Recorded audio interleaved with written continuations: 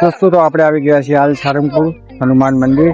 તો અહીંયા છે આ પાછળ તમે જોઈ રહ્યા હોય તો મારી પાછળ દેખાઈ રહ્યું છે એ હનુમાનનું સ્ટેચ્યુ છે જે કિંગ ઓફ સારંગપુર નામથી ઓળખાય છે અને આની સામે છે આ છે મંદિર। તો અહીંયા આપણે દર્શન કરવા જઈશું। જો ત્યાં આપણે દર્શન કરવા જવાનું છે। હવે 3 વાગે મંદિર ખુલશે તો 3 વાગે આપણે દર્શન કરવા જઈશું ત્યાં, પછી ત્યાંથી નીકળીશું ઘરે। તો તમે અમારો તો આપણે આવી ગયા છીએ સારંગપુર મંદિર, એવું ના દેખાય બોટાદ જિલ્લામાં આવેલું છે ગુજરાતમાં। તો અહીંયા હનુમાન દાદાનું મંદિર છે, મારી પાસે તમે જોઈ રહ્યા છો તે મંદિર છે।